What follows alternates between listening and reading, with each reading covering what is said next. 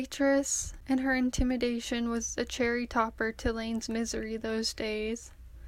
Each night she got off, she had formed the habit of watching free tarot card readings on YouTube, which seemed to ease her tension, momentarily. "Give me your hands," Mertie said, taking them. She looked at the palms. "Ireland," Mertie said. "You have something to do with Ireland." How did she know that? Laine had never told her she'd been there. "I see a brick building, a period of rapid expansion, a creative outpouring," Mertie said. Laine traveled to Ireland right after college when she was around 22, using her inheritance money from the sale of Dad's farm. She even did something of a pilgrimage, though mostly she was wandering a bit aimlessly, and took a short TEFL course, thinking she might want to be a foreign language teacher. But really, she just wanted to write. It was funny how heartbreak could also take the form of places you love and leave. It didn't have to be for people. She hadn't thought about Ireland for some time. It was over 4 years ago now.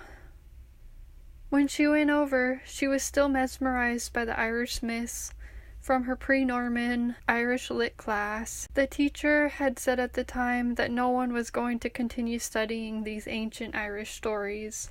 Perhaps it was her rebellious streak that led her on, but mostly she thought it was the stories themselves. Going over there only made her obsession worse. She had reread the cattle raid story so many times, and it finally came to her. Max was Cuchulainn, because he played the valiant but misdirected hero so well. What if the kids from the sea home were Queen Maeve's army?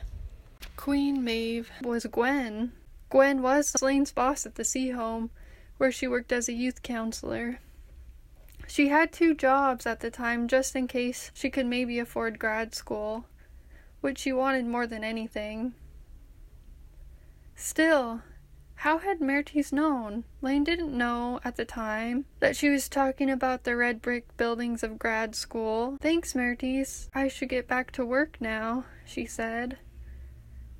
"You're right about Ireland, by the way. There is something to that." Ireland was a place that got in one's bones, the rain or those giant cliffs. It seemed a place backwards in time, where they still played the music she liked from the 80s, and the people were humble and some of them maybe considered a bit old-fashioned, but she thought that even that fit her. She had first met her Irish relative Jerry there, and his sister and her husband, the Donovans, who were Kathleen's parents. Kathleen had first bridged their 2 families many years before, when she left Kilkenny to stay with Grandma and Grandpa at the farm. In Ireland, the trains never ran on time. Everything seemed slow and relaxed, not to be bothered. She read in the special reading room at the library in Cork, where she had to ask the librarian for a book as old and cryptic as anything, and the boy from the hostel was interested in her, and it was utter bliss, until one day, the grief hit of what she guessed was Dad's death, and it hit like a sock in the nose. Back in college, she'd survived by burying herself in books, but in Ireland, it came out of the pages. It got so bad one time, she could barely speak, her words incomprehensible, and when she tried to write, her writing was even worse. "Well, maybe you'll go to Ireland," Mertie said with a smile. As soon as she left Mertie's caravan, Laine saw Gwen striding up the dirt trail from where the hurlers practiced and the dog was herding sheep behind the fence. She was with 2 men in their 30s, her arm around one. Must have been her new boyfriend. They looked like people from a Western catalog, Laine thought. "Hey," Laine said. "This is one of my staff," Gwen said, and they hugged. Or rather, Laine hugged her. Laine felt nervous around her, but she didn't know it. "Hey, are you enjoying the festival?" Laine asked. "I am," Gwen said. "Strange seeing you here." Laine went into full fantasy mode in that moment. What she heard Gwen say was, "You joining the battle?" as Queen Maeve. Sometimes in dreams, Laine imagined Gwen in nature diving off waterfalls and through terrain, and although Laine was on her brigade, technically, Gwen stood over Laine, telling her she would never be a warrior.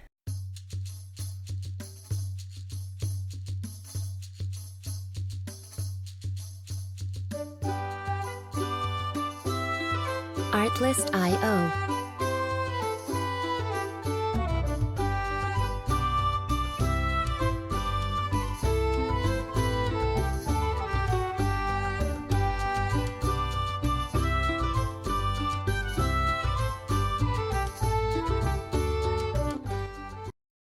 Queen Maeve and her husband, King Ailill, were fighting over who had the most cattle.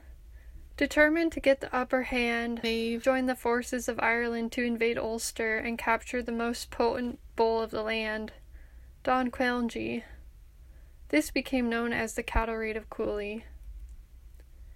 "Don't forget we have staff retreat here tomorrow," Gwen said, shaking Laine back to life. "See you there," Laine said.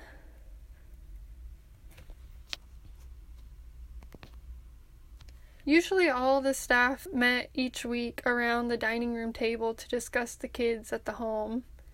It was sort of like a facility, the Sea Home, with the capacity to hold 8 kids at a time who lived there and most often went to either high school or the Job Corps.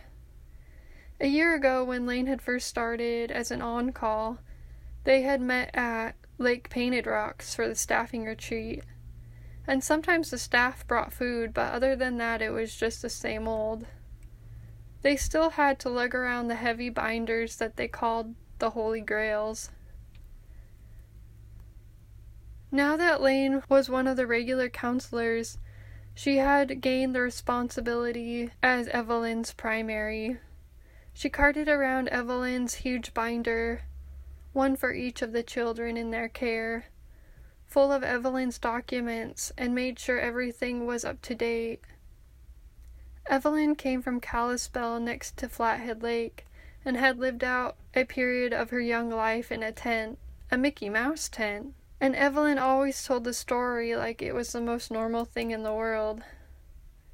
One staff called her Joan of Arc, but Laine thought she was more like Fidelm, the prophet maid who warned Queen Maeve's army not to cross through the gates of Ulster.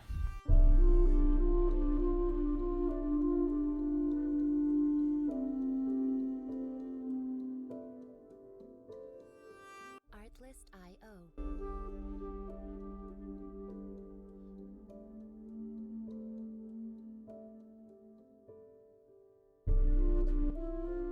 Laine was holding Evelyn's Holy Grail.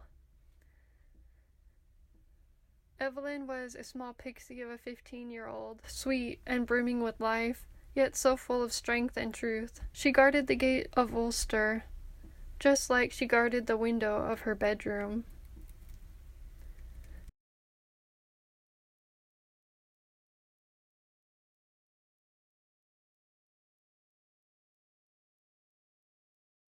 Sometimes the kids from the C Home and B Home in Missoula met when they had special events, and sometimes they had little feuds over a boy or something, but not all-out wars.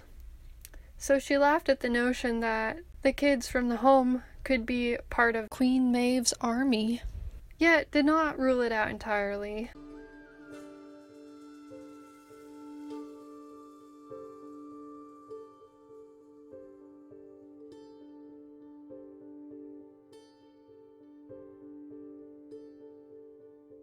Artlist.io.